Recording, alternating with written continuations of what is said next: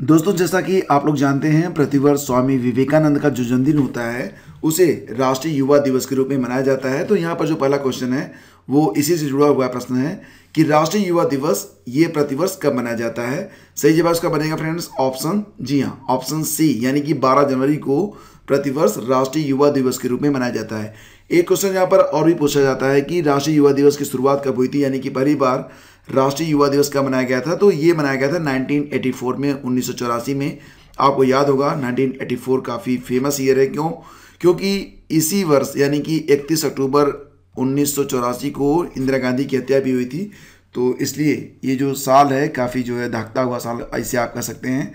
तो फ्रेंड्स, आपको याद दिला दें कि भारत सरकार द्वारा वर्ष 1984 में राष्ट्रीय युवा दिवस के रूप में मनाने की घोषणा की गई थी। और इसे मनाने का जो कारण था वो ये था कि भारत के जो महानतम समाज सुधारक थे, विचारक और दार्शनिक स्वामी विवेकानंद के आदर्शों और विचारों को देश भर के युवाओं को प्रोत्साहित किया जाना था, ताकि जो युवा हैं वो इनसे प्रेरणा लें और सही रास्ते पर आगे बढ़ें और उन्नति के मार्ग पर चल सकें, जिसके लिए 1984 से इसकी शुरुआत की गई थी। एक क्वेश्चन और भी आ रहा है जो कि काफ़ी इंपॉर्टेंट है, एग्जाम में पूछा भी जाएगा। और देखो, यहाँ पर कंफ्यूज आपको बिल्कुल भी नहीं होना है। दो बातें मैं आपको बताने वाला हूँ। पहली तो ये कि विश्व हिंदी दिवस के रूप में मनाया जाता है। तो जैसा कि आप जानते हैं, विश्व हिंदी दिवस के रूप में मनाया जाता है प्रतिवर्ष 10 जनवरी को। अब यहाँ पर क्वेश्चन अगर ये पूछा जाएगा कि राष्ट्रीय हिंदी दिवस या फिर हिंदी दिवस कब मनाया जाता है, तो आपका जो जवाब होगा वो हो जाएगा 14 सितंबर। तो ये जो बेसिक डिफरेंस है इसको आप याद रखिएगा कि अगर हिंदी दिवस या राष्ट्रीय हिंदी दिवस होगा क्वेश्चन, तो जवाब आपका बनेगा 14 सितंबर। जबकि अगर बात होगी विश्व हिंदी दिवस की, तो जवाब आपका होना चाहिए 10 जनवरी। ठीक है। तो देखो, यहाँ पर मैं आपको याद दिला दूं कि जो पहला विश्व हिंदी सम्मेलन था वो कब हुआ था? 10 जनवरी 1975 को हुआ था। कहाँ पर हुआ था? तो ये नागपुर में हुआ था। और यही वजह है कि 2006 से, कब से? 2006 से प्रतिवर्ष 10 जनवरी को विश्व हिंदी दिवस के रूप में मनाया जाता है। तो ये आपको याद होना चाहिए कि विश्व हिंदी दिवस जो है इसकी शुरुआत कब से हुई है? 2006 से। और ये भी याद रखना कि हिंदी दिवस, जो राष्ट्रीय हिंदी दिवस या फिर हिंदी दिवस है, ये प्रतिवर्ष 14 सितंबर को मनाया जाता है। क्यों? क्योंकि 14 सितंबर 1949 को संविधान सभा ने हिंदी भाषा को भारत की आधिकारिक भाषा का दर्जा दिया था। तो ये दोनों बातें आपको याद होनी चाहिए, इसमें आपको बिल्कुल भी कंफ्यूज नहीं होना है। अगला क्वेश्चन लेते हैं। अगला क्वेश्चन भी काफ़ी इंपॉर्टेंट है। बसेरा और धियां दी लोहड़ी योजना, ये किस राज्य की योजनाएं हैं? बसेरा और धियां दी लोहड़ी।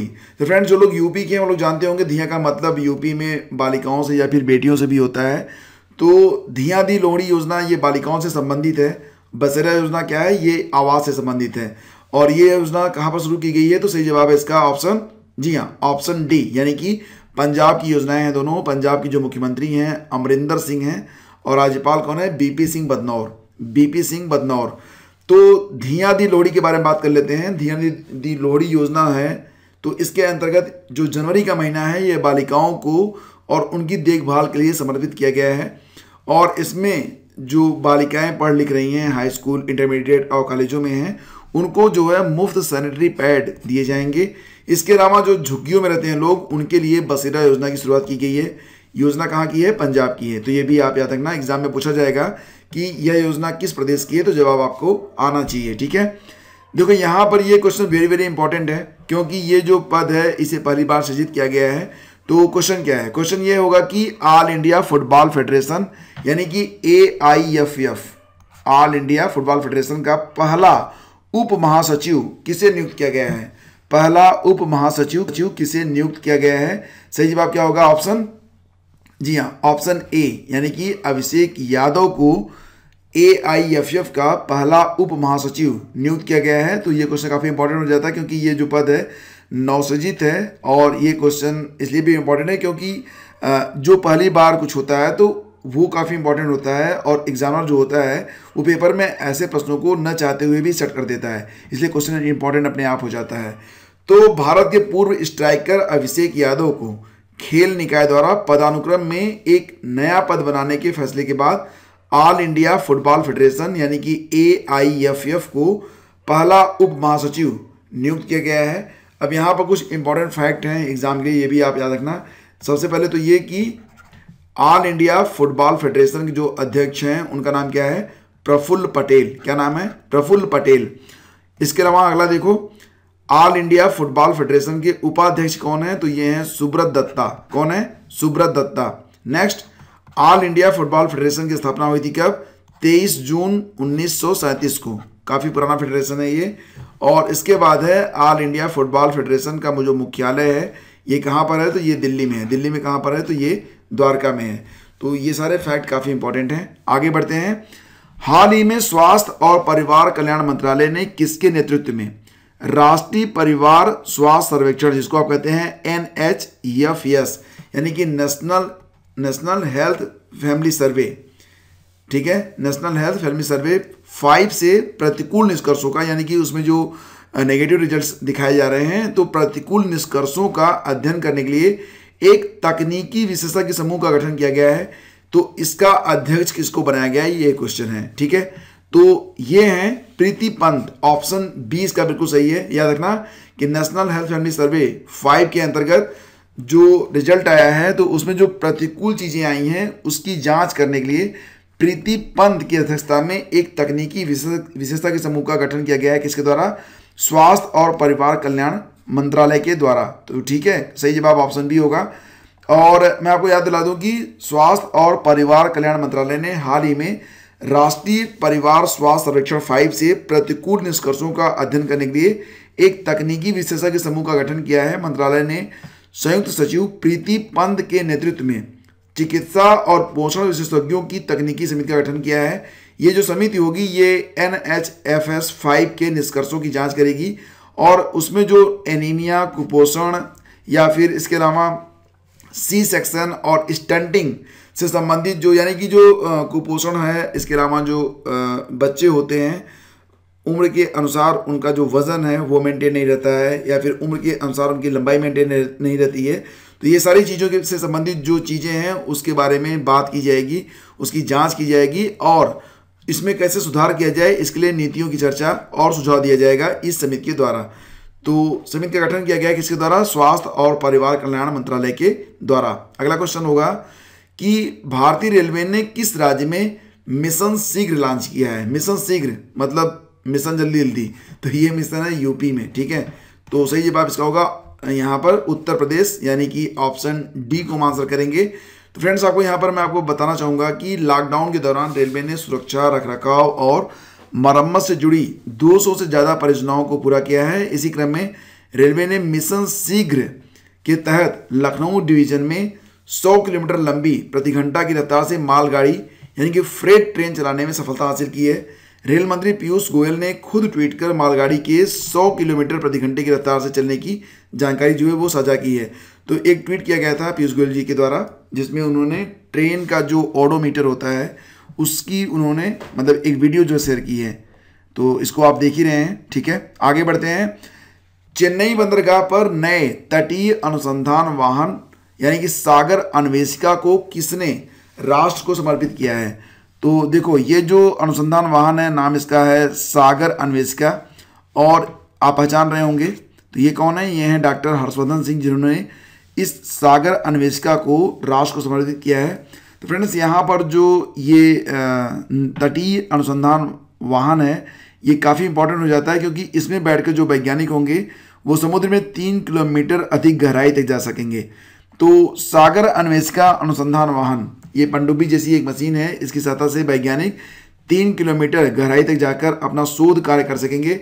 डॉक्टर हर्षवर्धन ने कहा है कि हम उस क्षमता को विकसित कर रहे हैं जिसमें वैज्ञानिक समुद्र में 3 किलोमीटर से अधिक गहराई तक जा सकते हैं और वे लगभग 16 घंटे वहां रह सकते हैं। उन्होंने कहा कि देश का सबसे महत्वाकांक्षी मिशन एक गहरा महासागर मिशन शुरू करना है, जो समुद्र के सभी पहलुओं का अनुसंधान करेगा, खनिजों, जल के स्रोत का पता लगाएगा और वैज्ञानिक समुदाय को मजबूत करेगा। डॉक्टर हर्षवर्धन ने यह भी कहा कि हम पहले से ही इस प्रक्रिया में लगे हुए हैं और फिर हम इसके लिए DRDO, इसरो, IIT जैसे बड़े संस्थानों की मदद लेंगे। तो इसका सही जवाब क्या है? सागर अन्वेषिका अनुसंधान वाहन। तो इसको जो है कहाँ पर लॉन्च किया गया है? चेन्नई बंदरगाह पर लॉन्च किसने किया है? डॉक्टर हर्षवर्धन सिंह ने। ठीक है, आगे बढ़ते हैं। अगला क्वेश्चन होगा कि हाल ही में anti doping education and learning यानी कि ADEL प्लेटफॉर्म किसने लॉन्च किया है? सही जवाब इसका ऑप्शन बी, यानी कि वाडा के द्वारा इसे लॉन्च किया गया है।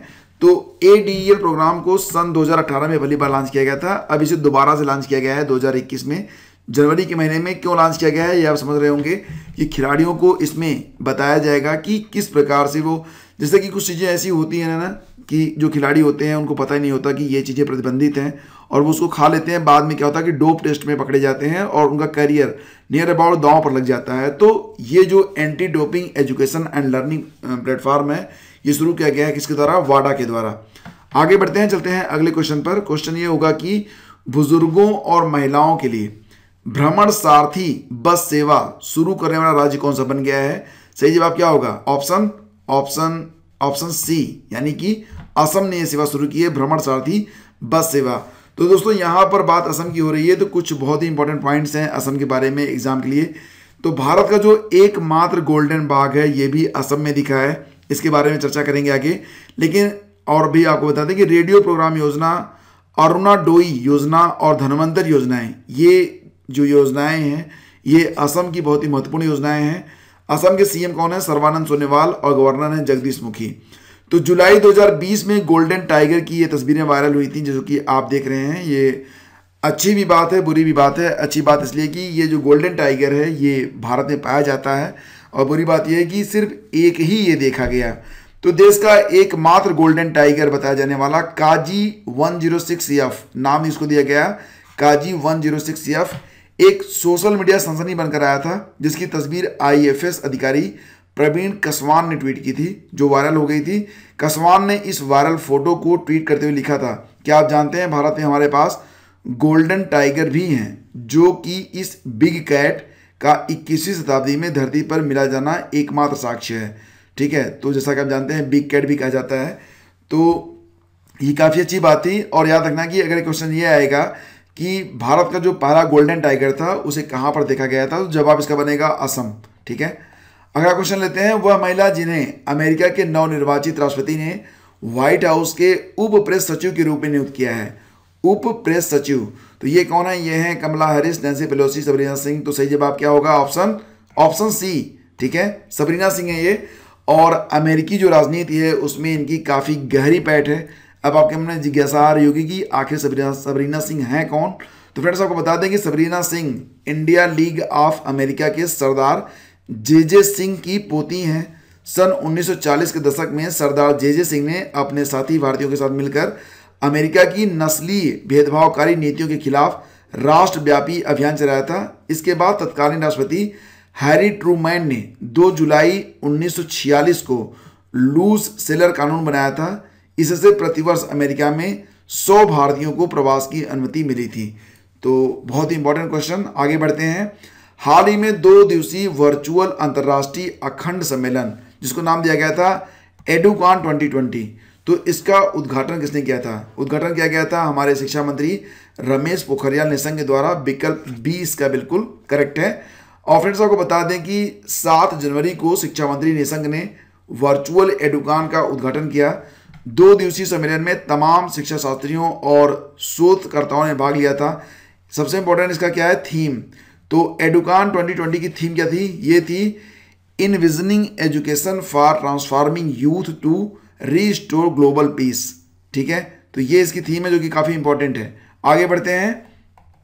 अगला क्वेश्चन होगा कि किस देश को संयुक्त राष्ट्र सुरक्षा परिषद में, संयुक्त राष्ट्र यूनाइटेड नेशन सिक्योरिटी काउंसिल में 3 महत्वपूर्ण समितियों की अध्यक्षता की जिम्मेदारी सौंपी गई है? तो ये देश कौन सा बन गया है? ये देश है ऑप्शन बी, यानी कि भारत को ये जिम्मेदारी सौंपी गई है। तो ये तीनों समितियां कौन सी हैं? तो फ्रेंड्स आपको याद दिला दें कि ये जो तीनों समितियां हैं ये हैं आतंकवाद निरोधी समिति, लीबिया प्रतिबंध समिति और तालिबान प्रतिबंध समिति। तो ये 3 समितियां हैं जिसकी अध्यक्षता वर्तमान में भारत कर रहा है। ये क्वेश्चन तो बहुत ही इंपॉर्टेंट है, ध्यान से देख लेना कि किस राज्य सरकार द्वारा प्रतिवर्ष चेरी ब्लॉसम माओ फेस्टिवल का आयोजन किया जाता है? देखो 2 फेस्टिवल होते हैं, एक होता है चेरी ब्लॉसम फेस्टिवल जो कि मेघालय में होता है, और दूसरा होता है चेरी ब्लॉसम माओ फेस्टिवल। तो अगर क्वेश्चन ये होगा कि चेरी ब्लॉसम माओ फेस्टिवल किस राज्य का फेस्टिवल है, तो जवाब बनेगा इसका क्या? ऑप्शन ए बनेगा मणिपुर। लेकिन अगर क्वेश्चन ये होगा कि चेरी ब्लॉसम फेस्टिवल या फिर क्वेश्चन ये बनेगा कि चेरी ब्लॉसम इंटरनेशनल फेस्टिवल, तो इसका जवाब क्या बन जाएगा, मेघालय। ठीक है, तो दोनों को आप ध्यान रखना, जरा सा डिफरेंस है माओ शब्द का। तो माओ अगर जुड़ा हुआ है तो ये जो आयोजन होगा वो मणिपुर का होगा, ऑप्शन ए इसका आंसर बनेगा। और अगर माओ शब्द नहीं है इसमें, फिर चेरी ब्लॉसम फेस्टिवल का जो आयोजन होगा वो कहाँ पर होगा, ये मेघालय में होगा। तो ये बेसिक डिफरेंस है, इसको आप याद रखना। मणिपुर सरकार 2017 से इस त्यौहार का आयोजन कर रही है। मणिपुर के सेनापति जिले में चेरी ब्लॉसम की जो उपज होती है काफ़ी अच्छी है। जापान में ये जो पौधा है इसे साकुरा नाम से जाना जाता है।